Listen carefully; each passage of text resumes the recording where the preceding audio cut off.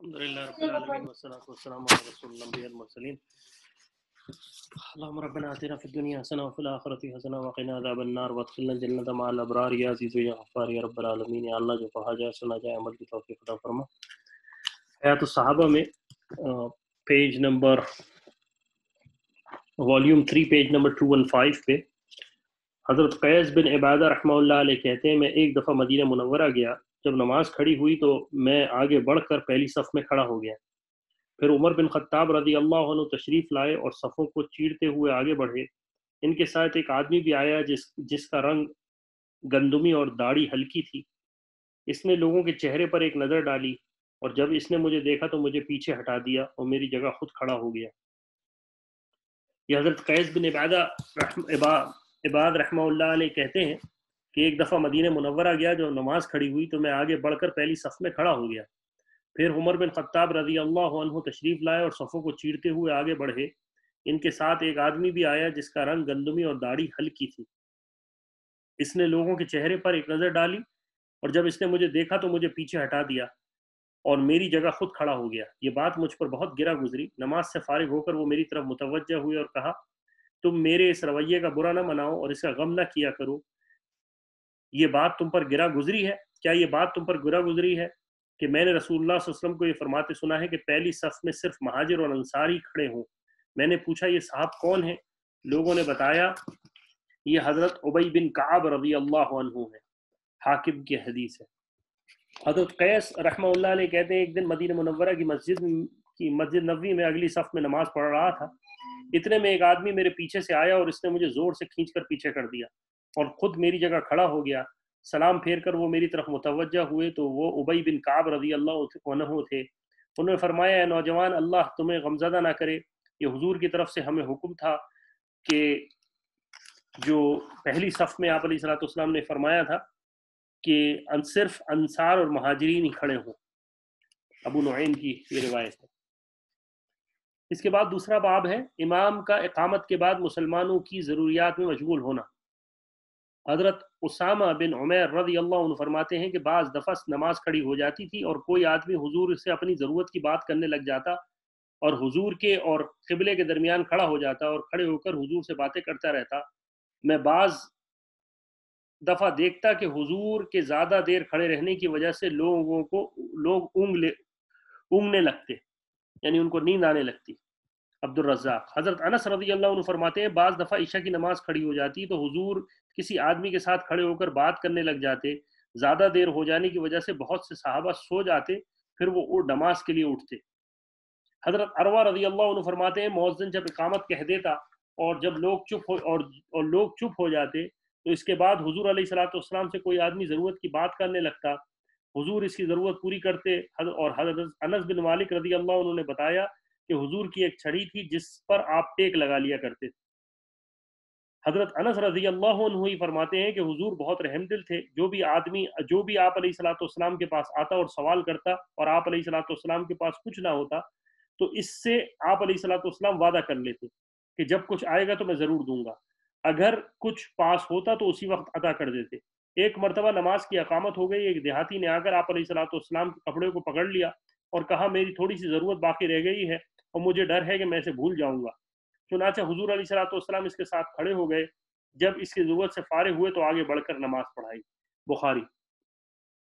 حضرت ابو عثمان نحوی رحمہ اللہ علیہ کہتے ہیں بعض دفعہ نماز کھڑی ہو جاتی تھی پھر حضرت عمر رضی اللہ عنہ کے سامنے آ کر کوئی آدمی ان سے بات شروع کر دیتا تو بعض دفعہ حضرت عمر رضی اللہ عنہ کے زیادہ کھڑے رہنے کی وجہ سے ہم میں سے کچھ آدمی بیٹھ جاتے. حضرت موسیٰ بن طلحہ رحمہ اللہ علیہ کہتے ہیں حضرت عثمان بن عفان رضی اللہ عنہ منبر پر تھے اور مؤذن نماز کے لیے اقامت کہہ رہا تھا. اس وقت میں نے سنا کہ وہ لوگوں سے حالات اور چیزوں کے بھاؤ پوچھ رہے تھے. سیدھی صفیں کرنے کے باب میں یہ گزر چکا ہے کہ حضرت مالک رحمہ اللہ علیہ کہتے ہیں کہ میں نے حضرت عثمان رضی اللہ عنہ کے ساتھ تھا اور ان سے بات کر رہا تھا. اتنے میں نماز کھڑی ہو گئی. پچھلی بات میں کل پڑھا تھا. نبی کریم علیہ الصلوۃ والسلام اور صحابہ رضی اللہ عنہ کے زمانے میں اقامت اور اقتدا یہ ایک نیا باب ہے. صلح حدیبیہ اور فتح مکہ کے بارے میں حضرت اکرمہ رحمہ اللہ علیہ کی ایک لمبی حدیث ہے. اس میں یہ ہے کہ عباس رضی اللہ عنہ نے حضرت ابو سفیان سے کہا رضی اللہ عنہ اے ابو سفیان مسلمان ہو جاؤ سلامتی پاؤ گے. اس پر ابو سفیان مسلمان ہو گئے۔ پھر عباس رضی اللہ عنہ نے اپنی قیام گاہ پر لے گئے۔ جب صبح ہوئی تو وہ لوگ وضو کے لیے بھاگنے دوڑنے لگے۔ ابو سفیان نے منظر دیکھ کر کہا، ہے ابو فضل، یہ حضرت عباس رضی اللہ عنہ کی کنیت ہے، ان لوگوں کو کیا ہوا؟ کیا انہیں کوئی حکم ملا ہے؟ حضرت عباس رضی اللہ عنہ نے کہا، نہیں، یہ تو نماز کی تیاری کر رہے ہیں۔ حضرت عباس رضی اللہ عنہ نے انہیں حکم دیا تو حضرت عباس نے انہیں حکم دیا تو انہوں نے بھی وضو کر لیا۔ پھر حضرت عباس رضی اللہ عنہ نے حضور کے پاس لے گئے۔ حضور جب نماز شروع کرنے لگے تو آپ علیہ الصلوۃ والسلام نے اللہ اکبر کہا، اس پر لوگوں نے بھی اللہ اکبر کہا۔ پھر حضور رکوع میں گئے تو لوگوں نے بھی سر اٹھا لیا۔ تو ابو سفیان نے کہا، آج جیسا دن میں نے کبھی نہیں دیکھا، یہ مسلمان یہاں سے لے کر وہاں تک سارے حضور کی جتنی اطاعت کر رہے ہیں، ان سے زیادہ اطاعت نہ تو کوئی شرفائے فارس میں دیکھی اور نہ صدیوں سے حکمرانی کرنے والے رومیوں میں۔ حضرت ابو سفیان نے کہا کہ ابو فضل، تمہارا بھتیجا تو بڑے ملک والا ہو گیا۔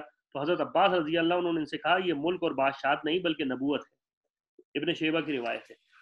ہمارے سیرت کے سیشن کے اندر تفصیلی ذکر اس کا ہوا ہے، جس میں فتح مکہ میں شاید میرے خیال میں 39 سیشن ہے، اس کے اندر اس کا پورا تفصیل سے ذکر آیا تھا کہ حضرت ابو سفیان رضی اللہ عنہ، جن کے بارے میں آج کل نعوذ باللہ من ذالک ثم نعوذ باللہ من ذالک بعض جاہلوں نے، اور اللہ تعالیٰ ان کو ہدایت دے اور نہیں ہے تو ان کو برباد کرے، ابو سفیان رضی اللہ عنہ کے بارے میں کچھ کلمات کہے ہیں ابھی اسی دفعہ محرم کے۔ تو یہ ابو سفیان رضی اللہ عنہ فتح مکہ کے موقع پر مسلمان ہوئے تھے، اور اس وقت انہوں نے رسول اللہ صلی اللہ علیہ وسلم اور مسلمانوں کی اطاعت دیکھ کر یہ محسوس کیا کہ یہ تو قیس و کسرہ کا بھی ایسا دربار نہیں ہے، کیونکہ بڑے سرداروں میں سے تھے۔ لیکن جب اسلام لے آئے تو اللہ کے رسول علیہ الصلوۃ والسلام نے سب سے بڑی نشانی ان کو یہ دی تھی کہ انہوں نے کہا تھا کہ جو بھی ابو سفیان کے گھر میں آ جائے گا اس کو امان ہے فتح مکہ پر۔ تو پھر انہوں نے کہا تھا ابو سفیان نے کہ یا رسول اللہ، میرا تو گھر اتنا بڑا نہیں ہے۔ تو پھر آپ علیہ الصلوۃ والسلام نے بڑھاتے بڑھاتے یہ کہا تھا کہ جو بھی حرم کے اندر آ جائے گا اس کو بھی امان ہے۔ تو پوری ڈیٹیل آپ کو اس سیشن میں مل جائے گی اس ابو سفیان رضی اللہ عنہ کے اسلام لانے کے بارے میں۔ حضرت میمونہ رضی اللہ عنہا فتح مکہ کا غزوہ بیان کرتی ہیں، تو اس میں یہ بھی فرماتی ہیں کہ حضور کھڑے ہو کر وضو کرنے لگے تو صحابہ نے وضو کا پانی چپٹنے لگے اور پانی لے کر اپنے چہرے پر ملنے لگے۔ ابو سفیان نے کہا، ہے ابو فضل یعنی عباس رضی اللہ عنہ سے، تمہارے بھتیجے کی بادشاہت تو بڑی ہو گئی ہے۔ حضرت عباس نے کہا، یہ بادشاہت نہیں بلکہ نبوت ہے، اسی وجہ سے لوگوں میں اتنا شوق ہے۔ طبرانی۔ حضرت عروہ رضی اللہ عنہ فرماتے ہیں، یہ رات حضرت ابو سفیان رضی اللہ عنہ نے حضرت عباس رضی اللہ عنہ کے پاس گزاری۔ صبح کو ابو سفیان نے دیکھا کہ تمام لوگ نماز کی تیاری کر رہے ہیں، استنجا اور طہارت کے لیے ادھر ادھر جا رہے ہیں، تو وہ ڈر گئے کہ شاید مسلمان حملہ کرنے لگے۔ یعنی فتح مکہ کا وقت تھا، یہ رات تھی، اور دوسرے دن مسلمانوں کو مکہ کے لیے جانا تھا حملے کے لیے، تو ابو سفیان پہلے ہی آ گئے تھے۔ حضرت عباس رضی اللہ عنہ نے کہا، ان لوگوں نے اذان کی آواز سن لی ہے، اس لیے نماز کی تیاری کے لیے ادھر ادھر جا رہے ہیں۔ جب نماز ہوئی اور ابو سفیان نے دیکھا کہ حضور نے رکوع کرنے پر تمام صحابہ رکوع میں چلے گئے اور سجدہ کرنے پر سب نے سجدہ کیا، تو انہوں نے کہا، اے عباس، حضور انہیں جس بات کا حکم دیتے ہیں یہ فوراً کرتے ہیں۔ حضرت عباس رضی اللہ عنہ نے کہا، جی ہاں، اللہ کی قسم، اگر حضور انہیں کھانا پینا چھوڑنے کا حکم دے تو بھی اسے پورا کریں گے۔ صحابہ رضی اللہ عنہ کے بارے میں آپ دیکھیں، اطاعت رسول ہے۔ اور عباس رضی اللہ عنہ کون ہے؟ یہ کون کہہ رہے ہیں؟ یہ عباس رضی اللہ عنہ رسول اللہ صلی اللہ علیہ وسلم کے چچا مبارک ہیں۔ تو صحابہ رضی اللہ عنہ کی تکذیب کرنا، صحابہ رضی اللہ عنہ کے بارے میں ذرا سا بھی دل کے اندر کجی رکھنا، اپنے ایمان کو اور اپنی قبر کو برباد کرنے کے لیے، اللہ تعالی ہمیں ایسے لوگوں سے محفوظ فرمائے، کیونکہ آج کل سوشل میڈیا کا دور ہے اور جاہلوں کا دور ہے کہ جو دو چیزیں پڑھ کر اپنے آپ کو جو ہے وہ علامہ سمجھتے ہیں۔ اللہ تعالی ہمیں ایسے لوگوں کے فتنوں سے بچائے۔ دنیا کی بے رغبتی کے بارے میں حضور کا بیان۔ حضرت حسین بن علی رضی اللہ عنہما فرماتے ہیں، میں نے ایک مرتبہ دیکھا حضور اپنے صلاۃ والسلام اپنے صحابہ میں کھڑے ہو کر بیان فرما رہے تھے۔ آپ علیہ الصلوۃ والسلام نے ارشاد فرمایا، ہمارے طرز عمل سے ایسا معلوم ہوتا ہے جیسے موت ہمیں نہیں آئے گی، بلکہ دوسروں کے مقدر میں موت لکھی ہوئی ہے، اور حق کو قبول کر کے اس پر عمل کرنا ہمارے ذمے نہیں بلکہ دوسروں کے ذمے ہے۔ اور ایسا معلوم ہوتا ہے کہ جن مردوں کو تم رخصت کر رہے ہو وہ چند دن کے لیے سفر پہ گئے ہیں اور تھوڑی دیر میں ہمارے پاس واپس آ جائیں گے، اور مرنے والوں کی میراث ہم اس طرح کھاتے ہیں جیسے ان کے بعد ہم نے یہاں سے ہمیشہ رہنا ہے۔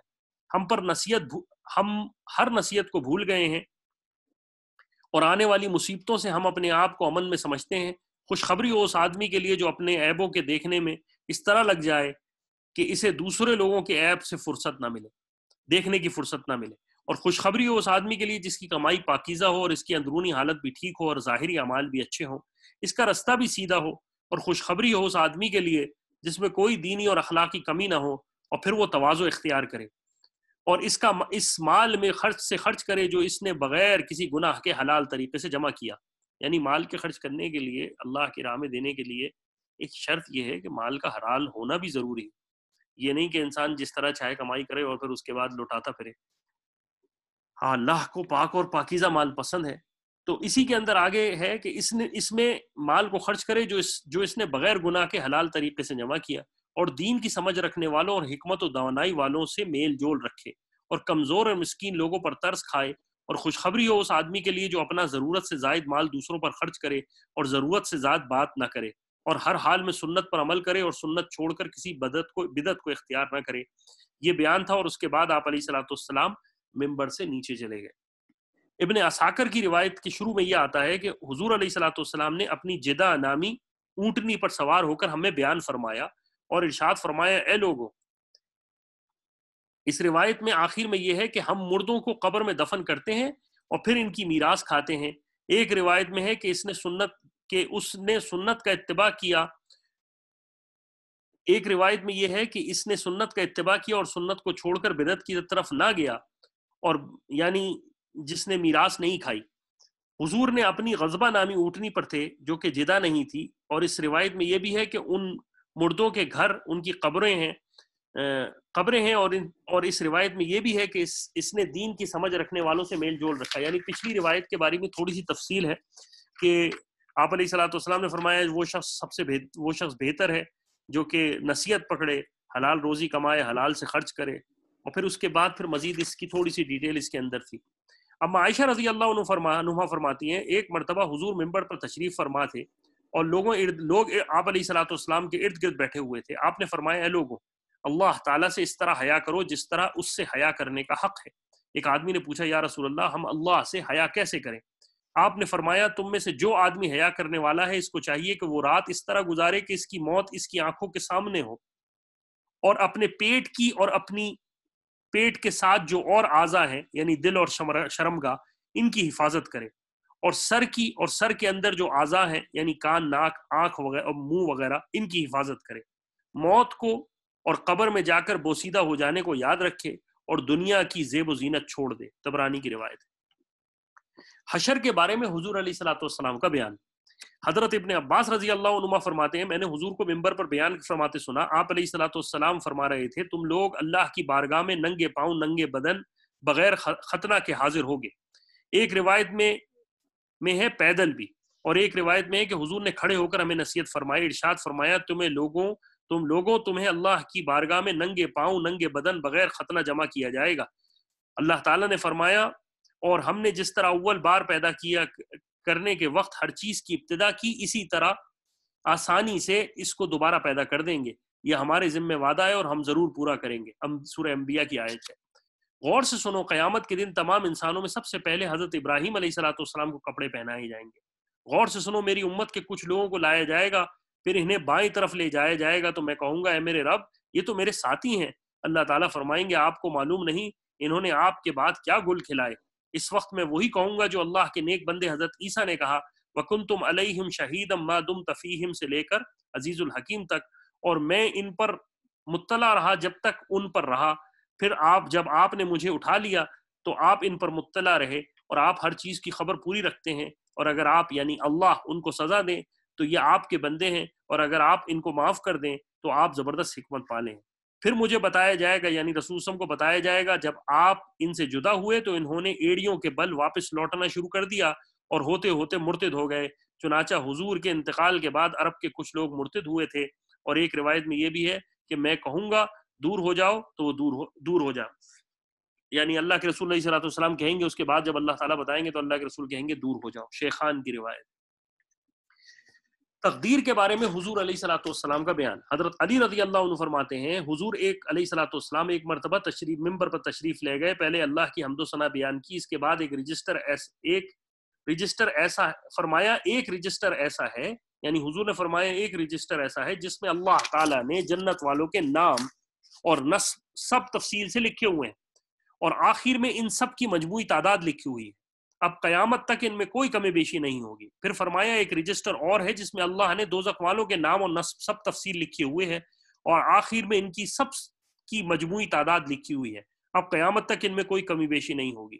جنت میں جانے والا زندگی بھر کیسے عمل کرتا رہے، لیکن اس کا خاتمہ جنت والوں کے عمل پر ہوگا، اور دوزخ میں جانے والا زندگی پر کیسے عمل کرتا رہے، لیکن اس کا خاتمہ دوزخ کے عمل والوں کے عمل پر ہوگا۔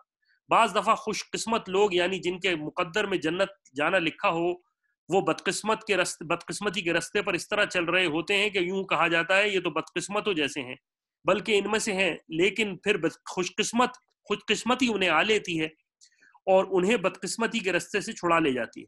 اور کبھی بدقسمت لوگ، یعنی جن کے مقدر میں دوزخ لکھا جانا ہوا ہوتا ہے، وہ خوش قسمتی کے رستے پر اس طرح چلتے ہیں کہ یوں کہا جاتا ہے یہ تو بالکل خوش قسمتوں جیسے ہیں، بلکہ ان میں سے ہیں، لیکن پھر بدقسمتی انہیں پکڑ لیتی ہے اور خوش قسمتی سے رستے سے انہیں نکال کر بدقسمتی کے رستے پر لے جاتی ہے۔ اللہ تعالیٰ نے جسے لوح محفوظ میں خود خوش قسمت جنتی لکھا ہوا ہے، اسے اس وقت تک دنیا سے نہیں نکالتے جب تک کہ اس سے مرنے سے پہلے خوش قسمت والا عمل نہ کرا لیں۔ وہ عمل مرنے سے اتنی ہی دیر پہلے ہو، چاہے وہ عمل مرنے سے اتنی ہی پہلے ہو جتنا کہ اونٹنی کے دودھ نکالنے کے درمیان کا وقفہ ہوتا ہے۔ اور اللہ تعالیٰ نے جسے لوح محفوظ میں بدقسمت یعنی دوزخی لکھا ہوا ہے، اسے اس وقت تک دنیا سے نہیں نکالتے جب تک کہ اس سے مرنے سے پہلے بدقسمتی والا عمل نہ کرا لیتے ہوں، چاہے وہ مرنے ہی سے اتنی دیر پہلے ہو جتنا اونٹنی کے دودھ نکالنے کے درمیان کا وقفہ ہو۔ اور اعمال کا دار و مدار آخری وقت کے عمل پر ہے۔ طبرانی کی روایت ہے۔ یہ تقدیر کا مسئلہ یاد رکھیں ایک مشکل مسئلہ ہے، اور اتنا یاد رکھیں حضرت علی بعد کے صحابہ زمانے میں یہ مسئلہ آیا تھا، صحابہ رضی اللہ عنہ جو تقدیر کا مسئلہ چھیڑتا تھا اس کو منع فرماتے تھے اور سزائیں باقاعدہ ان کے لیے تجویز فرمائی تھی کہ اس مسئلے کو، بس اتنی سی بات یاد رکھیں کہ اللہ تعالیٰ کا علم محیط ہے اور ایک انسان کا علم محیط نہیں ہوتا۔ اللہ نے جب سے ہمیں پیدا کیا ہے اس سے لے کر آخر تک کے اعمال اللہ تعالیٰ بندے کے جانتا ہے۔ اتنی سی بات یہ ہے کہ اللہ تعالیٰ عالم الغیب ہے اور اس کا علم پرفیکشن کے اوپر ہے، نیئر ٹو پرفیکشن نہیں، پرفیکٹ ہے۔ تو اگر اللہ تعالیٰ نے بندے کو پیدا کیا، اللہ کی چاہت نہیں ہے کہ وہ جہنم میں جائے، اللہ کی چاہت یہ نہیں ہے کہ وہ جہنم کے اندر جلے، لیکن اللہ جانتا ہے کہ وہ کیا کرنے جا رہا ہے۔ اللہ اس کا مطلب یہ نہیں ہے کہ اللہ تعالیٰ نے ہمارے ہاتھ سے کنٹرول چھین لیا ہے۔ اللہ تعالیٰ نے آپ کو اور ہمیں پوری طرح سے ایک زندگی کے اندر زندگی گزارنے کے طریقے دیے ہیں۔